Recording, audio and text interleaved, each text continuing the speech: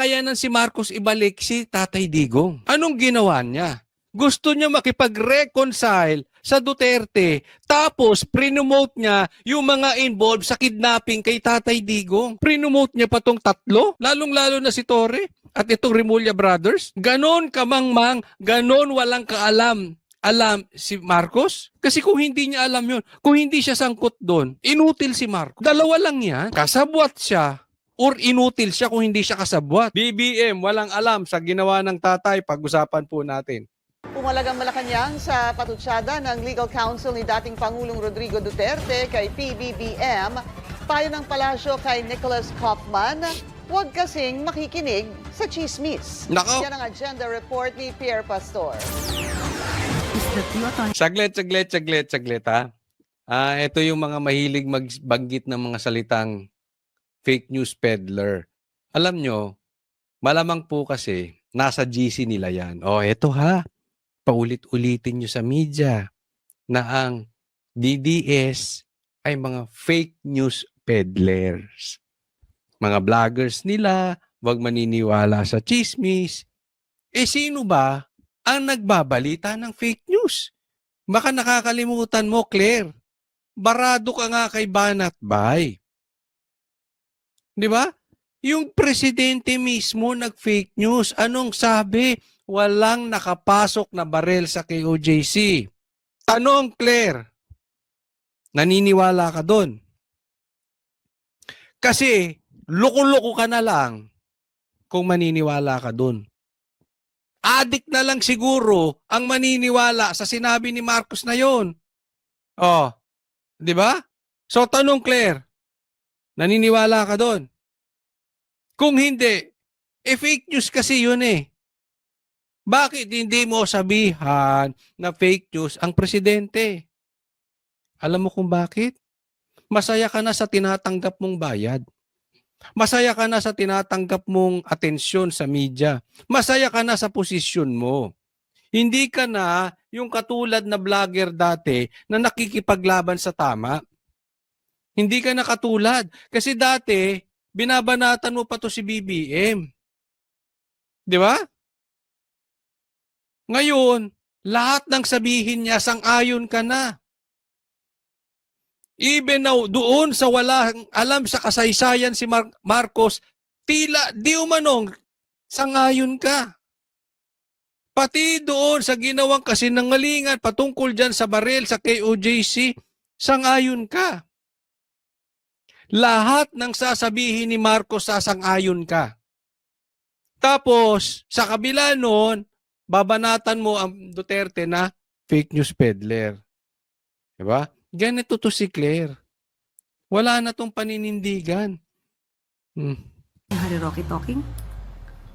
We thought it was Attorney Harry Roque making such comment. Ito ang reaksyon ni Palace Press Officer Claire Castro sa patutsada ni Nicholas Kaufman kay Pangulong Bongbong Marcos. Sinabi kasi ng lead counsel ni FPRRD sa ICC na si Kaufman na ang tunay na prosecutor sa kaso ay nasa palasyo sa Manila na siyang nagpatapon sa dating Pangulo sa The Hague. Yun ang sagot ni Claire. Pero hindi na raw ikinagulat ni Jose Castro ang pahayag ni Kaufman dahil napalili.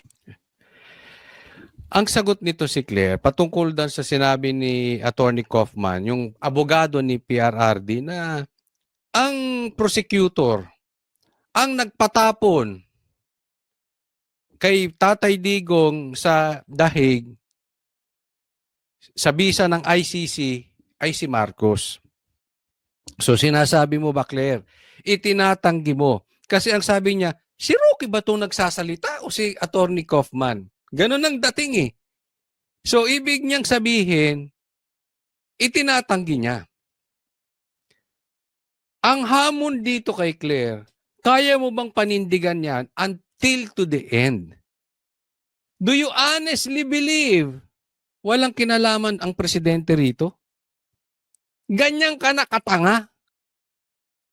Ganyan ka na ka-naive? Are you telling us that you are being honest to the Filipino people?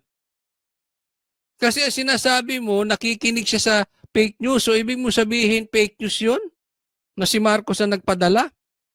Kasi, Imposibleng hindi si Marcos ang nagpadala. It's either si Marcos talaga ang nagpadala ron or inutil siya. Bakit? May kakayanan si Marcos ibalik si Tatay Digong. Anong ginawa niya? Gusto niya makipag-reconcile sa Duterte, tapos prinomote niya yung mga involved sa kidnapping kay Tatay Digong. Napakaliwanag nun, Claire. Ginawang PNP chief yung kumidnap kay Tatay Digong. Yun ang sinasabi ng abogado ng mga Duterte. Naintindihan mo? Tapos sumasang-ayon ka? Tapos tatawagin mong chismis? So anong ibig sabihin nun? Tanga si Marcos? Wala siyang alam? Prinomote niya pa tong tatlo? Pati nga yung pangapat eh. Lalong-lalo na si Torre at itong Remulla Brothers. Di ba? Ganon kamangmang, ganon walang kaalam. Alam si Marcos? Kasi kung hindi niya alam yun, kung hindi siya sangkot doon, inutil si Marcos. Dalawa lang yan. Kasabwat siya or inutil siya kung hindi siya kasabwat. Kasi dapat doon, kung hindi ka kasabwat, alam mo mali na in the first place. Dapat pinauwi mo na yan. Dapat sinermonan mo na yung cabinet members mo. Dapat binalasa mo sa pagmumuka itong si Torre. Kaliwat kanan, pinagtatampal mo yan. Eh wala kang ginawa, Marcos. So anong tawag doon? Eh di inutil. Dalawa lang ang pupwestuhan ni Marcos dyan. Kayo na pumili. Ano sa tingin ninyo? Kasabwat si Marcos o inutil? Wala kang alam sa kasaysayan, Marcos. Wala kang alam sa nangyayari sa Pilipinas. Kung ganun. Oh, tapos tayo pa, mga Duterte pa, mga fake news peddlers. Teka muna, Claire. Hindi mo ba alam yung mga BBM vloggers? Alam mo binabalita? Hindi ka na ba nahihiya? Galing kang vlogger? Hindi ka na nahihiya sa mga pinagsasabi mo? Hindi mo nakikita yung mga pinagsasabi ng mga fake news ng BBM vloggers? Even yung mga dilaw? Nagsabwatan na nga yung dalaw eh. At pula. Pigiran anya siya ng mga fake news peddler. He should be concentrating on his job as a counsel, not in engaging in rumor mongering. Ayun. Nagko-concentrate dapat si Attorney Kaufman, yung abogado ni Tatay Digong, sa trabaho niya at hindi sa chismis. Eh ano bang ginagawa niya?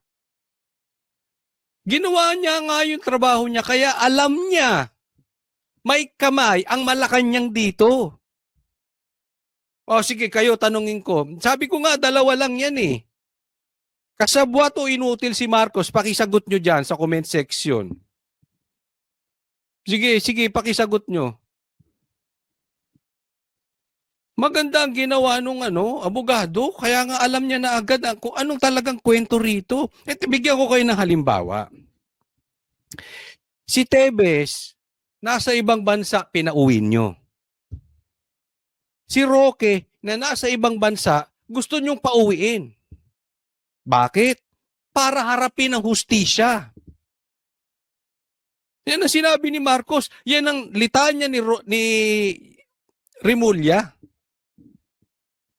Eh kung hindi ba naman silang mahina ang utak, kung naniniwala sila na dapat umuwi ang mga yan, dapat dito nila harapin ang hustisya. Eh may hustisya naman pala dito eh. Bakit mo padadala doon si Tatay Digong? Papadala mo lang sa ICC kung walang nakukuhang hustisya rito. You are even contradicting yourself. Claire, alam mo yan. Hindi ka ganyang kabobo. Siguro medyo lang. Abogado ka eh. That's the very reason. Hindi makukuha yung hustisya rito. Kayong nasa pwesto, hindi nyo makukuha hustisya? So sang-ayon ka na inutil si Marcos? Di ba? Kaya nga nyo pinagpilitang pauwiin si Tebes eh. Kaya nga gusto nyo, kinanselan nyo pa ang passport ni Roque. Dahil alam nyo may hustisya rito. Tingnan nyo, pati sarili nyo kinokontra ninyo. Ganyan yung utak na ito mga ito. Parang hindi na nag-iisip. Parang utak bangag. You are contradicting yourself. Yan ang problema sa ating mga Pilipino. Hindi lang sa Pilipino, sa taong sinungaling. Pag pinipilit mong baluktutin ang tama, kahit matalino ka, I guarantee, magmumukha kang bobo. Kasi tawagin mo ba namang baluktot ang derecho? At ang baluktot tawagin mong derecho. At ang derecho tawagin mong baluktot, ang baluktot tawagin mong derecho, bobo ka talaga. Kahit hindi. Ganyan ang ginagawa ninyo. Sa pahayag naman ni Senadora Amy Marcos na isa siyang Marcos na natuto na siya sa kasaysayan, Nung aking Ayun na, ano sinabi ni Amy? Isa akong Marcos na natuto sa kasaysayan. Anong sagot ni BBM patungkol sa sinabi ni Amy? Nung aking tanungin po ang Pangulo patungkol po dyan, ang kanyang sinabi po ay no comment. Kita mo. Isa na namang patunay na si Marcos walang alam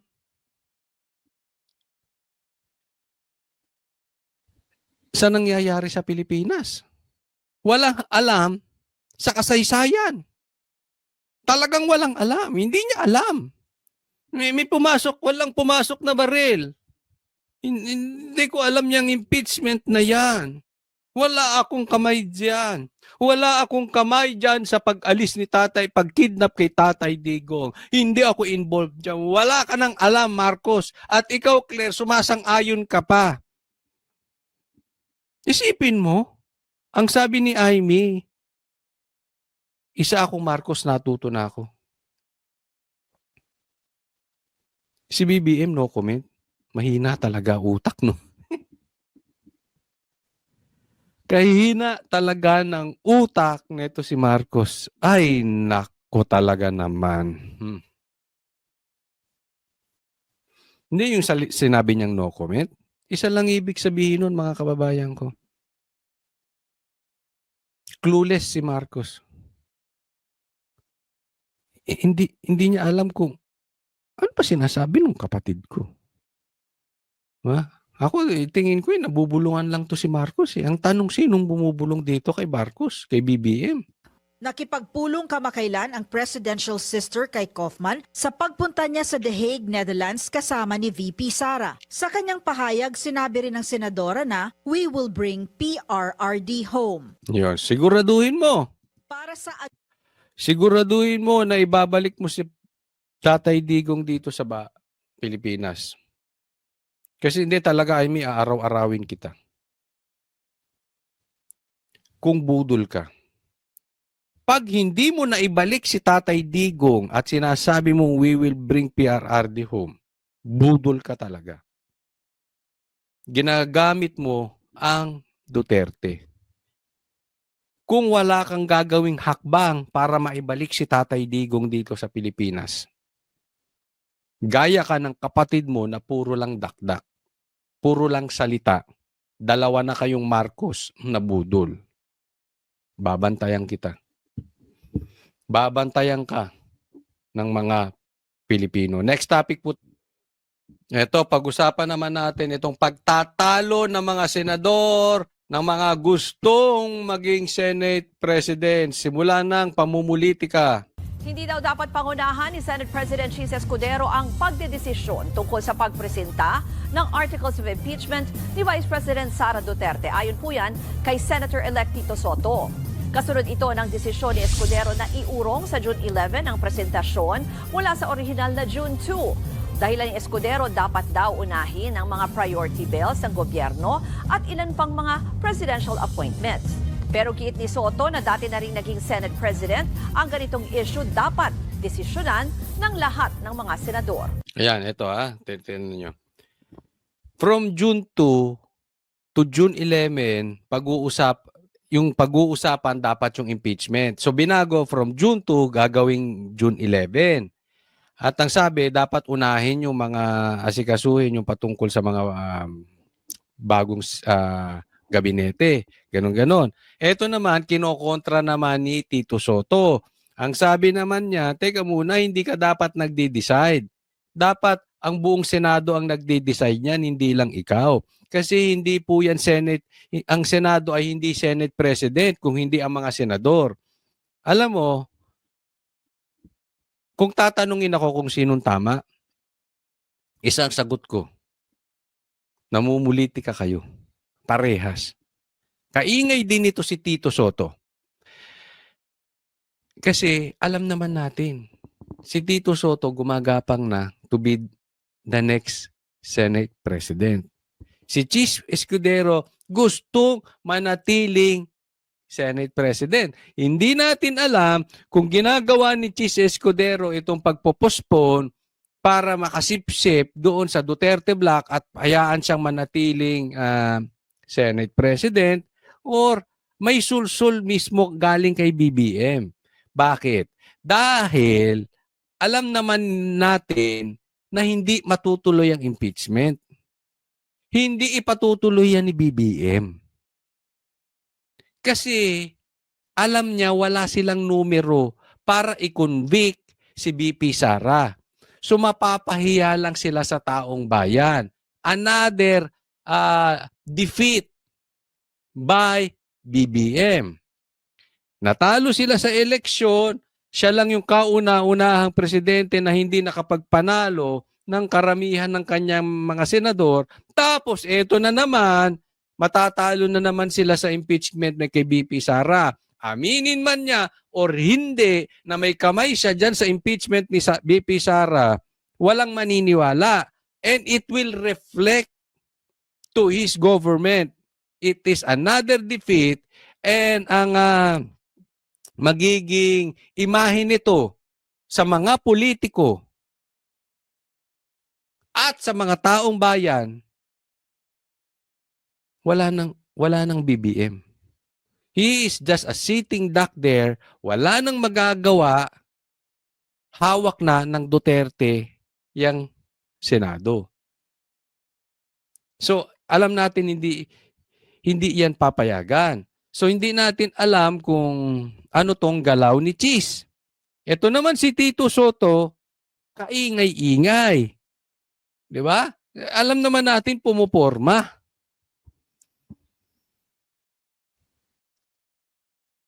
Siguro mismo siya alam niya na hindi maitutuloy ang impeachment. No? So ganyan po ang niyan. But again, kung ako tatanungin nyo, ang stand ko, gusto kong matuloy ang impeachment. Parehas ko ng stand si BP Sara. Kasi even BP Sara, alam ko, gusto niya na matuloy ang impeachment, kaya nga sabi niya, bloodbath eh. She knows, mananalo siya. Diba? So, well, anyway, antayin natin. Diba? But, for sure, the Duterte will win this. We will win this. Pag-resume sila ng June 2, dapat June 2 pa lang nila didesisyonan kung ano gagawin nila. Hindi pinangungunahan ng Senate President kung ano ang gusto niyang gawin. Hindi pwede. Ang Senado, hindi yung Senate President. Ang Senado, yung mga senador. Yung parang sinasabi, oy, Chis, hindi ikaw ang Senado. Tayong lahat. Huwag kang bida-bida dyan. Meron ba kayong ganyang kaibigan? Masyadong bida-bida. Akala niya, it's all about me, it's all about me, it's all about me. Jollibee, bida ang saya. Ganyan. Parang ganyan yung sinasabi ni Tito Soto kay Chis. At the very least, nagkukoko sila, then the Senate President can speak. Dinipensahan naman ni Senate President Pro Tempore Jinggoy Estrada ang pag-urong ng presentation ng Articles of Impeachment. Paliwanag niya na pagkasunduan ito sa pulong ng Legislative Executive Development Advisory Council kung saan kabilang ang ilang senador at kongresista. Sinasabi naman ni Jinggoy, napag-usapan naman yan. Wala ka pa nun, di ka pa senador. Ganon. Oo, napag-usapan na yan. Ito rin ang tingin ni Senadora Amy Marcos na kaalyado ni VP Sara. Dapat naman daw talagang unahin ang priority measures at hindi pamumulitika. Daming maingay ngayon sa politiko, no? Hoy! Ang pag-ingayan ninyo, yung manual recount, kayong mga nanalo na nahimik na kayo. Alam nyo magkakaproblema tayo sa 2028 pag hindi kinorek yan. At yun nga mga kababayan, anong masasabi niyo sa balitang ito? Maaring ihayag ang inyong opinyon at kuro-kuro sa comment section sa ibaba. Huwag din kalimutang mag-like, mag-subscribe at mag-share sa bidyong ito. Maraming salamat sa panonood.